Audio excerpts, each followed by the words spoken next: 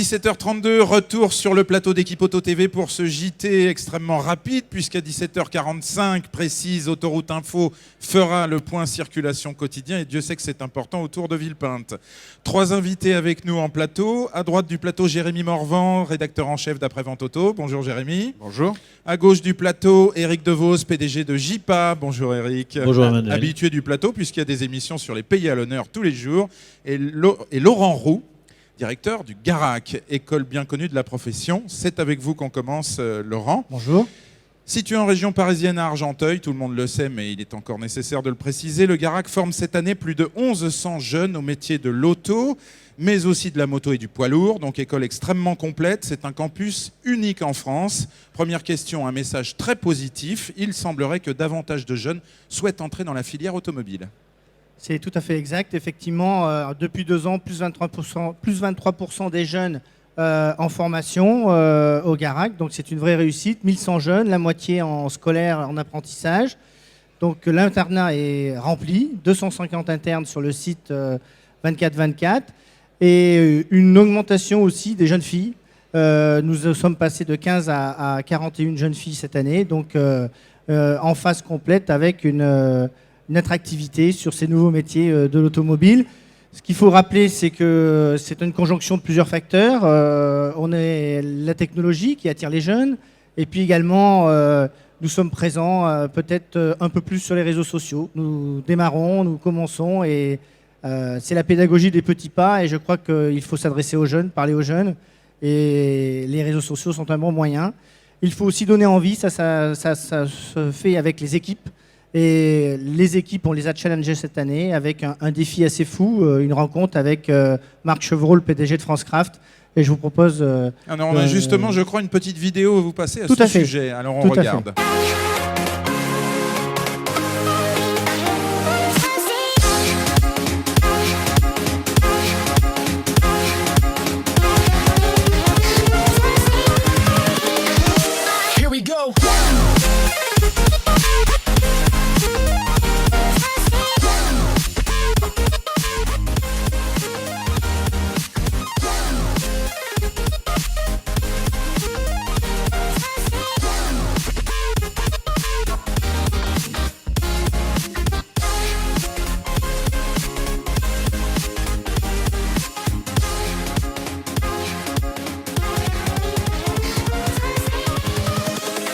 Invincible.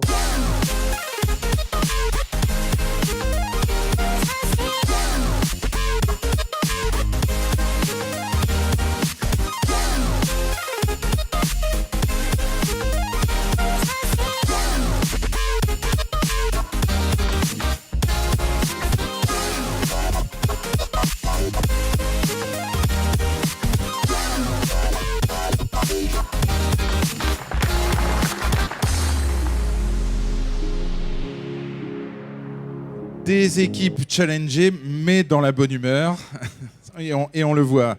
Vous proposez au Garac des formations scolaires et en alternance, panel très large, puisqu'elles vont du CAP jusqu'au diplôme d'ingénieur. Je voudrais qu'on zoome sur cette formation d'ingénieur. C'était un pari difficile ? Oui, la formation d'ingénieur fait partie du panel complet qu'a le Garac sur l'ensemble de la filière automoto poids lourd. Cette formation est mature, on peut le dire, puisqu'on est passé maintenant de 14 à 20 jeunes avec contrats signés à cette rentrée. Tous les contrats sont dans la branche, dans les groupes. Les groupes ont besoin de ces jeunes, ils sont devenus même indispensables. Pour n'en citer que quelques-uns, les groupes Rousseau-Vauban, groupe Jalubertier ou Métain, qui en ont un certain nombre. Et je dois vous dire qu'il suffit de les interroger pour se rendre compte de toute leur satisfaction sur ce produit-là. Ces jeunes, je pense, sont des ingénieurs, j'ai envie de dire, tout terrain de la prévente, puisqu'on les retrouve aussi dans la création et reprise d'entreprise. Certains issus des premières promotions sont déjà des chefs d'entreprise. Donc la réussite est là. Oui. Et que de chemin parcouru pour le Garac, puisqu'il y a encore quelques années, vous lanciez la licence et aujourd'hui, vous êtes au diplôme d'ingénieur. Mais on n'oublie pas les CAP et les premières formations chez vous, qui sont le gros des troupes, j'imagine, de toute façon. Vous êtes également partenaire de l'Université de Marne-la-Vallée pour une licence. Alors là, vous allez encore plus loin, vous ouvrez sur le monde universitaire. Oui, alors le Garac est déjà partenaire du CNAM et de l'ESCA depuis 10 ans. du GNFA depuis toujours. Et là, effectivement, le Garac a toujours eu la volonté de s'ouvrir à d'autres acteurs de la formation. C'est une nécessité pour le Garac pour la formation du supérieur. Il suffit de voir le système de formation LMD. Nous sommes présents sur la charnière Bac-3, Bac+3. Et pour être présents, nous devons élargir notre offre de formation post-BTS pour avoir le +3. Et c'est là justement que cette année, nous accueillons des jeunes inscrits à l'université de Marne-la-Vallée en licence équipement électrique électronique du véhicule qui viennent se former au Garac pour toute la partie pro sur nos plateaux techniques. Et ça répond effectivement aux besoins de la profession qui sont en évolution constante, toujours plus de techniciens, toujours plus de têtes bien faites finalement. Stand Garac, vous êtes présent Hall 5, stand B 128, qu'est-ce qu'on y trouve en un mot? Eh bien, on y trouve déjà 2 stands, parce qu'il y a le Hall 5 G164. Ah, j'avais pas des informations précises. Tout à fait. Donc le premier, c'est sur le campus, bien sûr, avec toutes ces offres, ces formations, ces nouveautés. On attend d'ailleurs tous les anciens élèves qui sont invités à se rendre sur le plateau, sur le stand, pour bien sûr les découvrir et repartir avec leurs photos souvenirs. Je les invite à passer nous voir. Et le deuxième stand, c'est le stand des projets, puisque le Garac a énormément de projets. Et là, c'est sur le thème du Garac dans la course, où on montre quelques exemples avec une légende car, une Clio Rallycross, bien sûr sans oublier la fameuse 4L Trophy et le Team Plus Race avec lequel nous sommes au Bol d'Or et aux 12 heures de Manicourt. Le Garac, pépite de champion. Merci beaucoup Laurent Roux d'être passé nous voir sur le plateau d'Équipe Auto TV. Merci. Sans Merci transition, je m'adresse à vous Eric DeVos, PDG de JIPA. Alors justement, ils viennent pour certains du Garac, ce sont les carrossiers. JIPA met en œuvre avec la FFC équipementier un baromètre de l'activité des carrossiers. Expliquez-nous en quelques mots, vous l'avez révélé ce matin lors d'une conférence de presse commune. Oui, effectivement, les équipementiers fabricants de peinture, membres de la Fédération de la carrosserie, souffraient d'une manque de visibilité sur leur marché au niveau de l'atelier final. Et la fédération a souhaité mettre en place un système de baromètre qui va permettre régulièrement de collecter l'information et de donner aux équipementiers de la peinture l'information dont ils ont besoin. Donc JIPA a été sollicité, la Fédération française de la carrosserie a eu un recours auprès de JIPA pour préconiser une méthodologie et réaliser les enquêtes.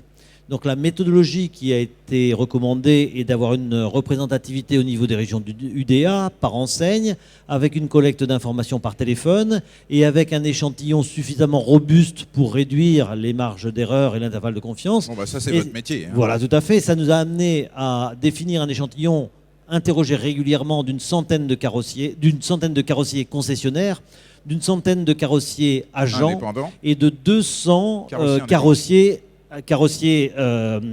indépendants dans lequel on a une proportion avec enseigne et sans enseigne, 29% exactement sans enseigne.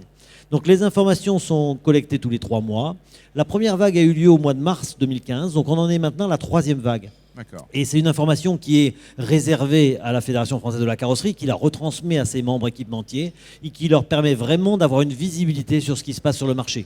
On intègre aussi au cours de ces vagues des questions qualitatives comme par exemple, essayer de comprendre pourquoi les carrossiers perçoivent comme une menace le rôle des assureurs comme apporteurs d'affaires. C'est des informations qui sont très utiles pour les équipementiers et qu'on est très heureux de fournir à travers la FFC. On est très heureux chez JIPA d'être le partenaire retenu par la Fédération française de la carrosserie pour mettre en place ce baromètre. Très bien. Et donc, les journalistes sont à l'affût de ce genre d'informations. Je m'adresse à vous, Jérémy Morvan, rédacteur en chef d'Après-Vente Auto. Vous étiez peut-être à la conférence de presse ce matin ? En effet, en effet. Avez-vous retenu une information peut-être qui sortait du lot ? Malheureusement, on n'a pas eu de chiffres. Alors on a un micro qui ne marche pas très bien. Il faut prendre le micro d'Éric DeVos, effectivement, ça ira mieux. On n'a malheureusement pas eu de chiffres, mais en tout cas, l'info principale, et je pense que c'est à retenir, c'est que enfin la profession se dote d'indicateurs de surveillance, effectivement, de l'activité. Pour un vrai outil de décision, je pense. Donc bonne nouvelle et bravo à JPA, sur ordre, sur commande de la Fédération française de la carrosserie branche équipementier. Jérémy, vous êtes ici pour nous parler en 2 minutes d'un sujet qui vous tient à cœur. En effet, alors très rapidement, je souhaitais revenir sur l'affaire qui a un peu défrayé la chronique la semaine dernière, sur l'enquête de la DGCCRF, oui, qui a été menée dans le cadre de la... Elle voulait voir un petit peu dans les garages ce qui se passait concernant le respect de la loi de protection des consommateurs.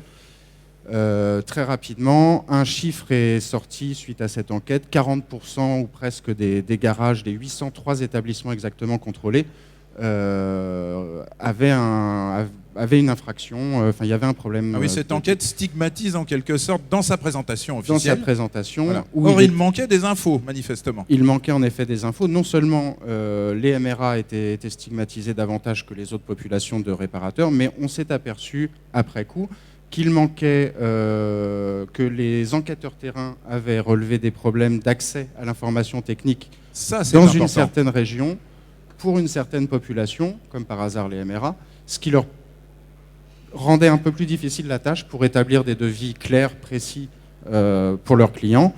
Autre problème qui a été soulevé au cours de cette enquête, c'est les restrictions de concurrence qui ont pu être constatées en région Bourgogne, dans les relations carrossiers, experts, assureurs, une ritournelle qu'on commence à connaître malheureusement. Voilà. Et on a su le fin mot de l'histoire, pourquoi ces informations n'avaient pas été divulguées ? On ne sait pas. La rédaction avait contacté la DGCCRF.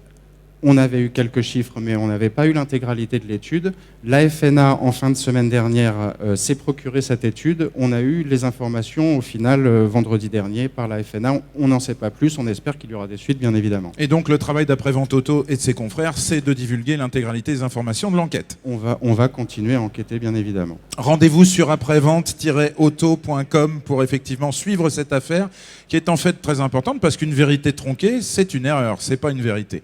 Merci à nos 3 invités, merci à vous messieurs. Tout de suite sur le plateau d'Équipe Auto TV, le point circulation avec notre partenaire Autoroute Info.